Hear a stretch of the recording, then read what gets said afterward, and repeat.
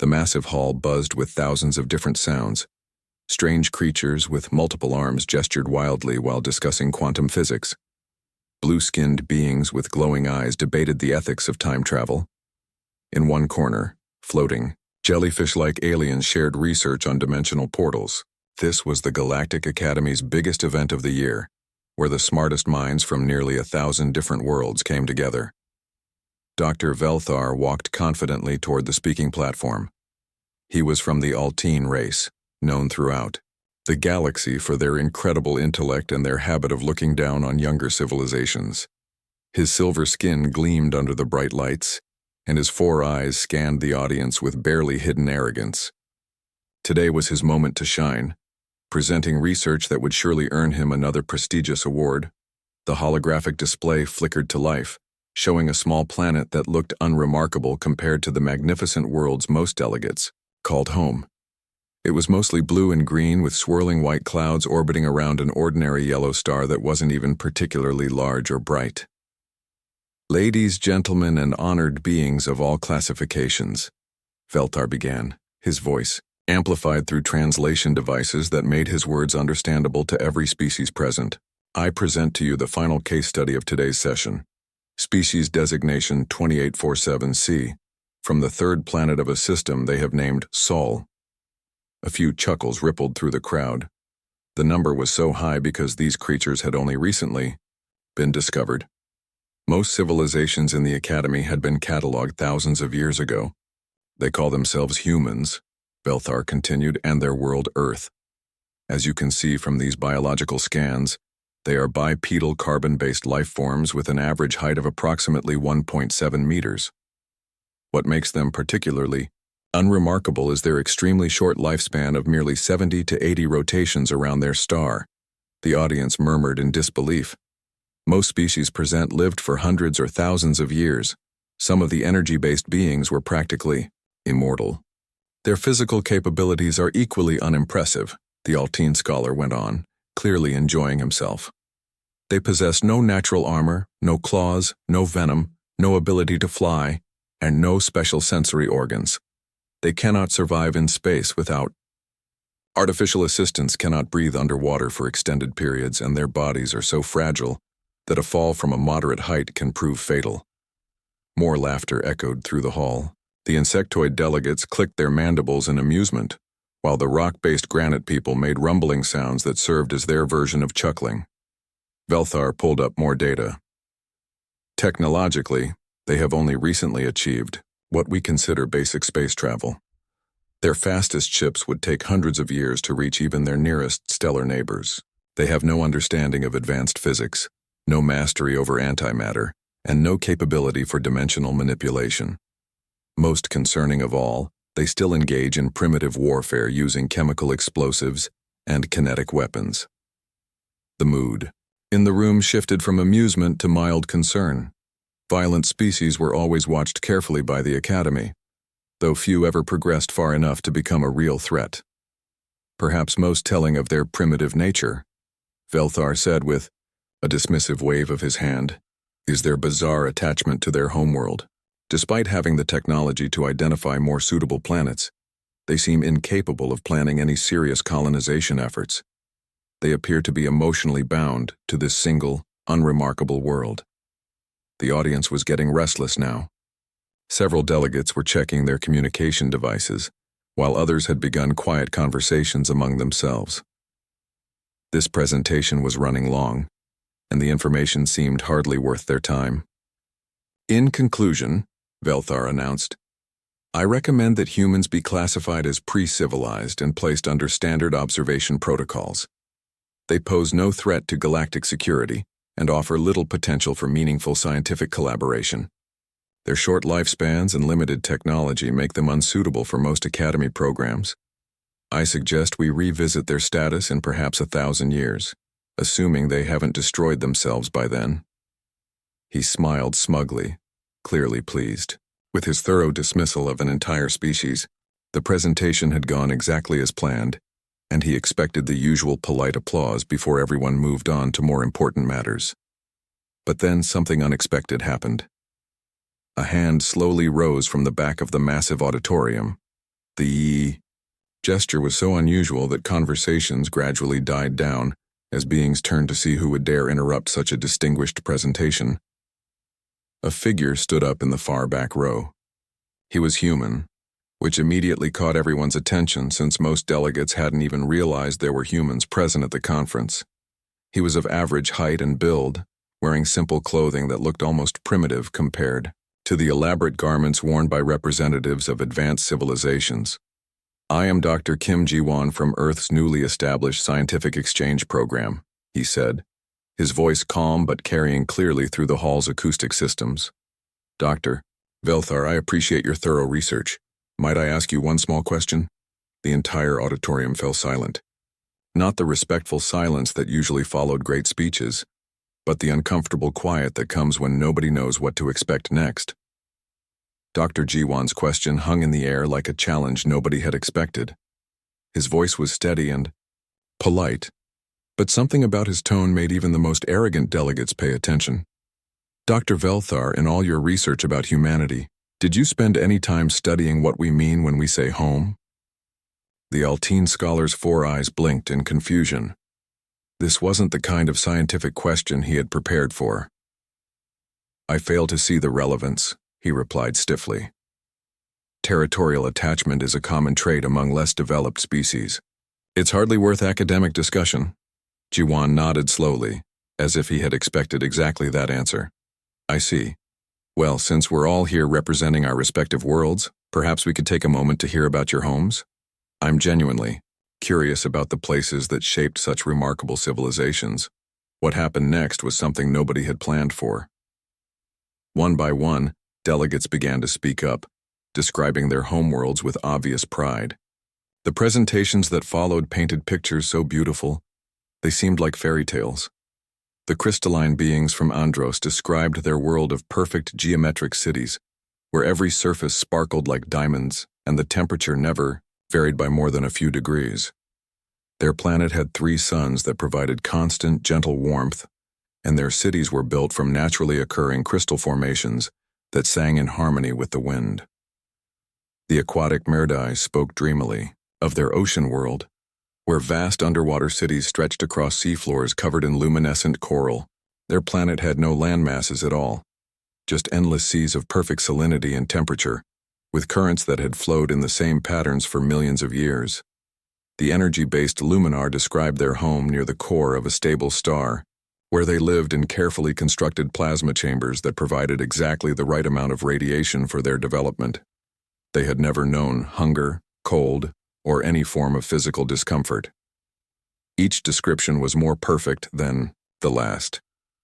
The plant-like Verdani told of worlds covered in forests where every tree lived for thousands of years, and no species had ever gone extinct. The gaseous ethereals described floating cities in the upper atmospheres of gas giants, where storms were rare and resources were abundant. As delegate after delegate shared their stories, a pattern became clear. Every single world represented some form of paradise. Stable climates, abundant resources, peaceful evolution, and perfect conditions for the development of intelligent life. These beings were the products of worlds that had nurtured them, protected them, and guided them gently toward civilization. When the last delegate finished speaking, the auditorium buzzed with satisfaction. It had been like listening to poetry about cosmic gardens, each more beautiful than the last.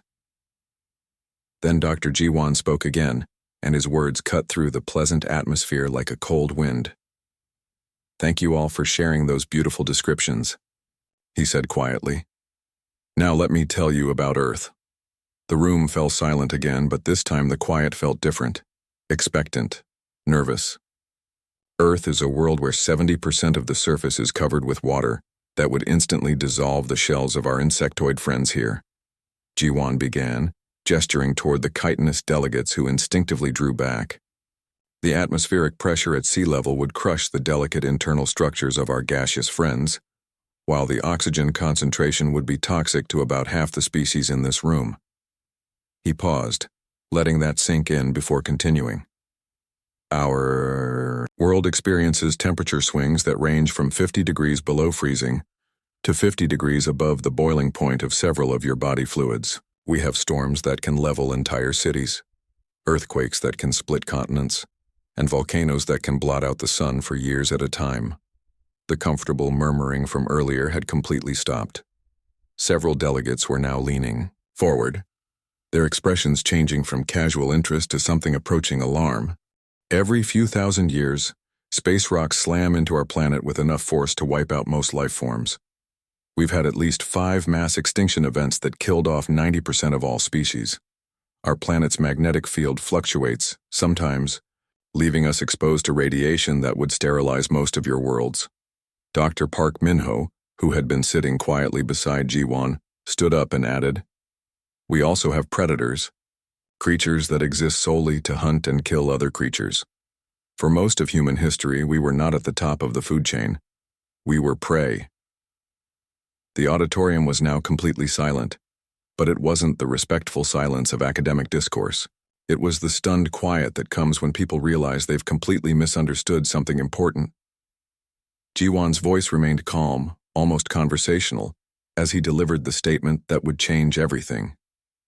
And yet, despite all of this, despite living on a world that has tried to kill us in every way imaginable, we humans look up at the stars and call Earth home. We don't just survive there, we love it. We write songs about its beauty. We fight wars to protect it. And when we finally developed space travel, the first thing we wanted to do was find other worlds just like it. The silence that followed wasn't just quiet anymore. It was the sound of an entire galactic civilization realizing they had made a fundamental error in judgment. The atmosphere in the Great Hall had completely changed. What started as polite academic curiosity had transformed into something much more intense. Delegates who had been casually checking their devices were now focused entirely on the human standing at the back of the room. Dr. Ji-won stepped forward slightly, his hands clasped behind his back, in a gesture that seemed almost professorial. But there was something in his eyes that made even the most confident beings in the room feel suddenly uncertain. "You see," he began, his voice carrying easily through the vast space, "when you evolve on a world that constantly tries to eliminate you, evolution takes a very different path than what you've experienced." He gestured toward the insectoid delegates. "Your species developed on worlds where food was abundant and predators were rare. You had time to grow your magnificent exoskeletons and develop your complex social structures over millions of peaceful years." Then he turned to the ethereal gas beings. "Your people evolved in the calm upper atmospheres of stable worlds, where energy was freely available and competition was minimal. You had the luxury of developing pure intellectual pursuits because survival was never really in question." The delegates nodded along, proud of their civilized development. But Ji-won's next words changed everything. "Humans evolved differently. We learned to hunt in groups not because we were naturally social, but because alone, we died. We developed what we call persistence hunting, where we would chase prey animals for days without stopping until they collapsed from exhaustion. We didn't do this because we were cruel, but because if we didn't, our children would starve." Dr. Lee So-young, the third human delegate, stood up from her seat. "May I demonstrate something?" she asked politely. Without waiting for an answer, she began jogging in place, her breathing steady and controlled. "What you're seeing," Ji-won explained as So-young continued her demonstration, "is a human body operating under normal conditions. We can maintain this level of activity for hours. Our ancestors could run down animals much larger and stronger than themselves simply by refusing to stop." So-young wasn't even breathing hard after several minutes of continuous movement. The assembled delegates, many of whom came from species that moved slowly and deliberately, watched in fascination and growing unease. "But that's just the beginning," Ji-won continued. "We also developed something we call the stress response system. Dr. Park, could you explain what happens when we face danger?" Park Min-ho nodded and addressed the crowd. "When humans encounter a life-threatening situation, our bodies release chemicals that fundamentally change how we function. Our heart rate increases dramatically, pumping more blood to our muscles. Our perception of pain diminishes. Our reaction time becomes faster. Our strength increases significantly. The translation devices throughout the hall began struggling with certain concepts. The Peaceful Harmony Collective, who had never experienced anything resembling combat, couldn't process the idea of pain suppression. Their translators kept producing error messages. "This chemical is called adrenaline," Jiwan said, noting the translation difficulties. "Every human has it, every human can access it. When we're threatened, we don't just fight or flee. We become temporarily stronger, faster, and more focused than our normal state allows." A delegate from the Gentle Minds Consortium raised a tentacle. "But surely this is a rare occurrence. A emergency function used perhaps once in a lifetime?" The three humans exchanged glances, and something like grim amusement passed between them. "Actually," So-Young said, "humans seek out this state recreationally. We call it excitement. We voluntarily put ourselves in dangerous situations because we enjoy the way our bodies respond to threat." The implications of this statement rippled through the audience like a shockwave. A species that actively pursued danger for entertainment was completely outside their experience. Jiwan picked up the explanation. "We climb mountains that can kill us. We dive into deep oceans that can crush us. We jump from great heights with only thin fabric to slow our fall. We race vehicles at speeds that would be fatal if we made a mistake. We do these things not because we have to, but because we want to," Park added. "And we've been doing this for our entire history. Our children play games that simulate hunting and warfare. Our stories celebrate individuals who face impossible odds. Our greatest heroes are those who chose to fight when running. Away would have been smarter." The audience was completely silent now, processing information that challenged everything they thought they knew about intelligent life. These weren't the actions of a civilized species. They were the behaviors of something else entirely. "Every human alive today," Jiwan said, his voice dropping to almost a whisper, "is descended from survivors. Not just survivors of one catastrophe, but survivors of thousands of them. Ice ages that should have wiped us out. Volcanic winters that blocked the sun for years. Plagues that killed half our population. Floods, droughts, earthquakes, and asteroid impacts." He paused, looking around at the hundreds of alien faces staring at him. "We didn't just survive these things. We adapted to them. We learned from them, and each time we emerged stronger, more resourceful, and more determined than before." So-Young sat back down, still breathing normally despite her extended demonstration. "What you need to understand," she added quietly, "is that humans don't see obstacles as reasons to stop. We see them as problems to solve." The silence that followed was heavy with a new understanding. They weren't looking at a primitive species anymore. They were looking at something that had been forged in a crucible none of them could imagine. Dr. Velthar had been growing increasingly uncomfortable throughout the human presentations, but now he saw his chance to regain control of the situation. He stepped forward, his silver skin gleaming under the lights as he activated his personal data display.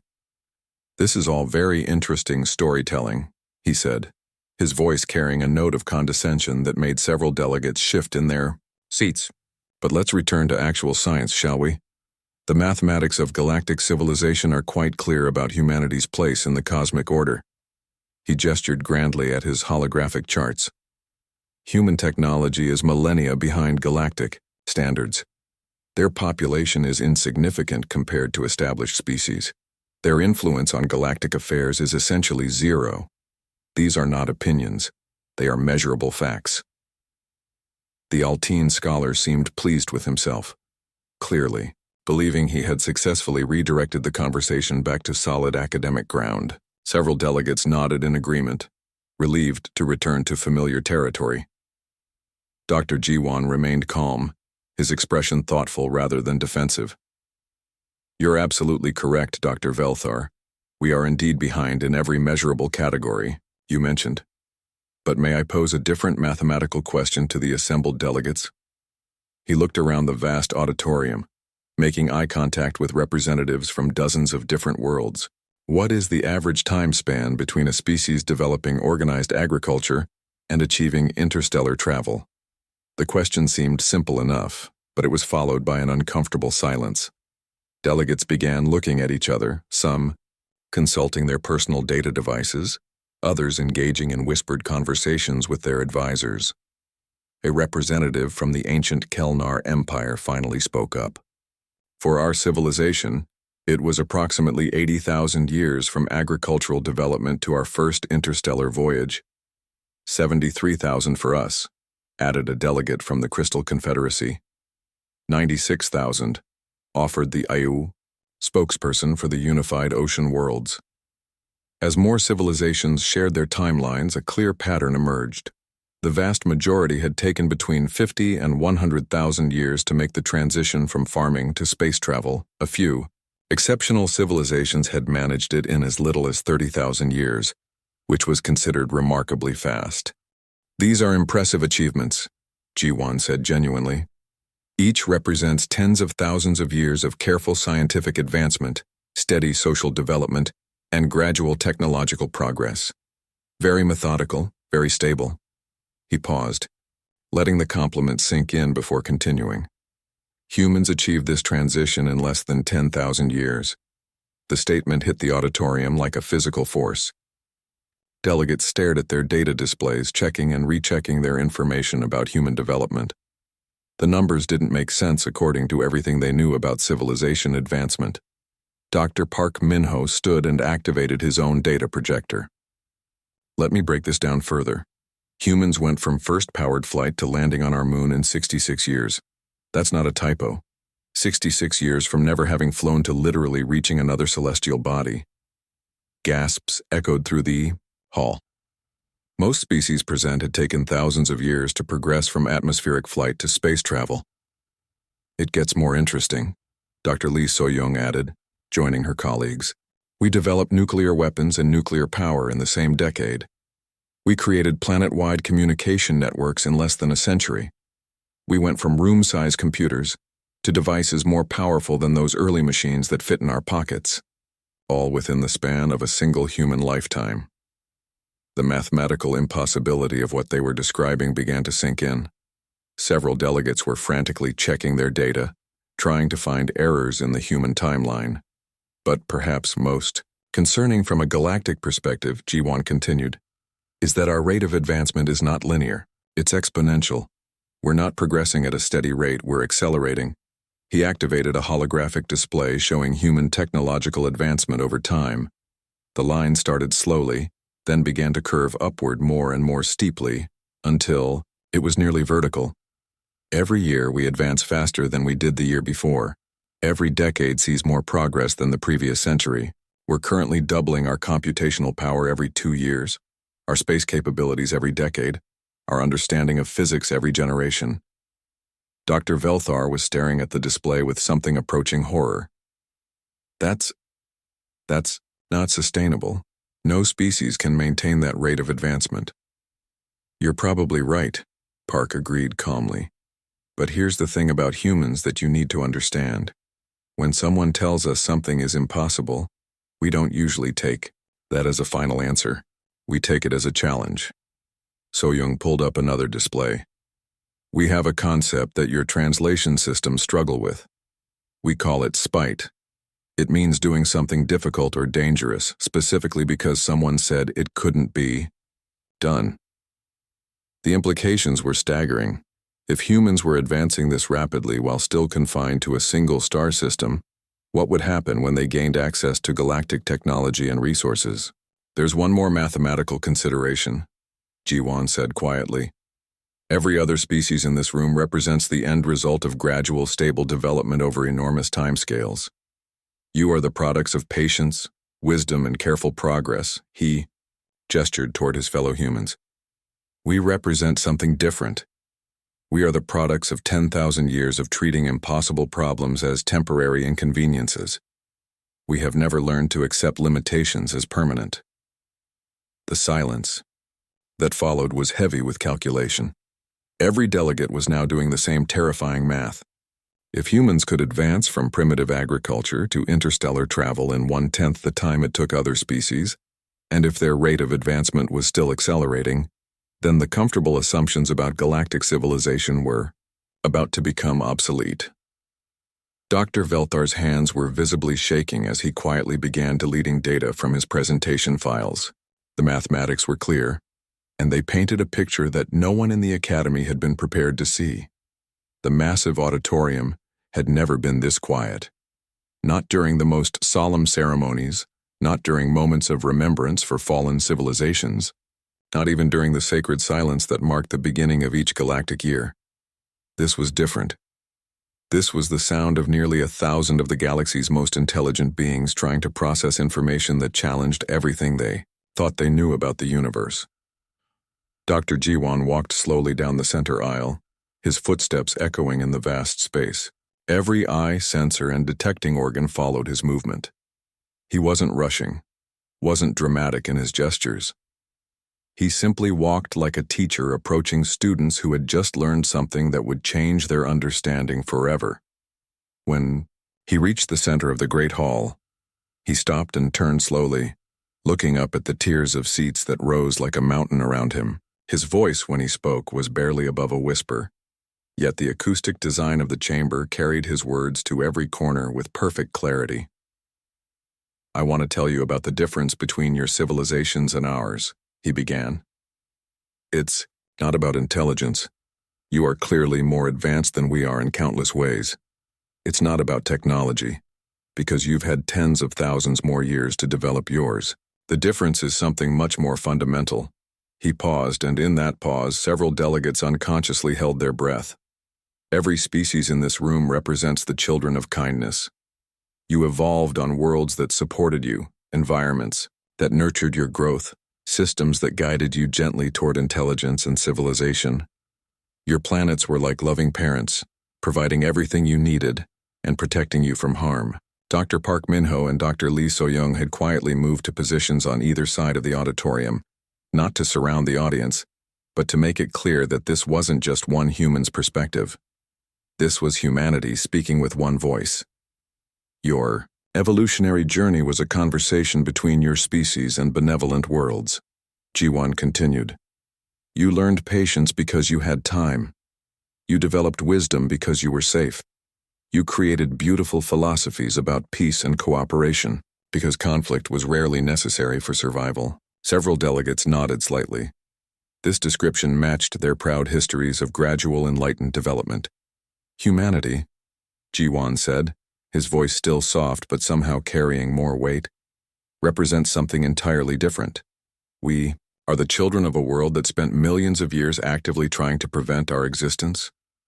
The temperature in the room seemed to drop, though no environmental controls had changed. We learned stubbornness because flexibility meant death. We developed determination because giving up meant extinction. We created philosophies about never surrendering because in our history, surrender was never an option that led to survival. Dr. So-young spoke from her position, her voice clear and calm. We have concepts that your translation systems can't properly handle. One of them is the idea that some things are worth dying for. Another is that death is sometimes preferable to defeat. The Peaceful Harmony Collective made distressed sounds as their translators struggled with these concepts. The notion of choosing death over submission was so foreign to their experience that their language had no equivalent terms. We developed something else that seems to puzzle your translators, Park added from his side of the room. Spite. The willingness to do something incredibly difficult or dangerous, specifically because someone said it was impossible. Jiwan nodded toward his colleagues, then looked back up at the assembled delegates. But perhaps the most important thing you need to understand about humans is this. We have never learned to recognize permanent limitations. He let that statement settle before continuing. When we encountered ice ages that should have wiped us out, we didn't accept extinction. We invented fire, clothing, and shelter. When we faced predators stronger than us, we didn't accept our place in the food chain. We invented tools, tactics, and teamwork. When we wanted to fly but had no wings, we didn't accept that limitation. We built machines that could carry us into the sky. The auditorium remained absolutely silent, but the quality of that silence was changing. It was no longer the quiet of confusion or surprise. It was becoming something more like awe, mixed with a growing undercurrent of concern. Every time our world told us no, we heard not yet, Jiwan said. Every time physics told us something was impossible, we heard try harder. Every time other species might have accepted defeat, we heard a challenge. Dr. Velthar, who had been silent since his mathematical projections were shattered, finally found his voice. But surely, he said, his words barely audible, there must be some limits you accept, some boundaries you acknowledge. The three humans looked at each other, and something passed between them that made several delegates shift uncomfortably in their seats. Dr. Velthar, So-Yung said gently, we are a species that looked at the empty vacuum of space, a realm that kills unprotected life in seconds, and decided we wanted to go there for fun, Park added. We are a species that split the atom not because we needed to, but because we wondered what would happen if we did. Jiwan's final words were delivered in the same quiet tone, but they seemed to echo with the weight of inevitable change. We are a species that has never met a problem we didn't think we could solve, never faced odds we didn't think we could beat, and never encountered the word impossible without treating it as a temporary condition. The silence that followed was complete and absolute. It stretched on for minutes, filled with the sound of 1,000 civilizations simultaneously realizing that the galaxy had just become a very different place. Dr. Velthar's hands moved slowly across his control panel, deleting his entire presentation. Earth's application for Academy membership, which had been scheduled for routine approval, was moved to an emergency session. It was approved unanimously within the hour, with a notation that would become legendary in galactic diplomatic circles. Species classification. Approach with utmost caution, maximum respect, and genuine friendship. Do not underestimate. Do not oppose. Do not ignore. The age of human isolation was over.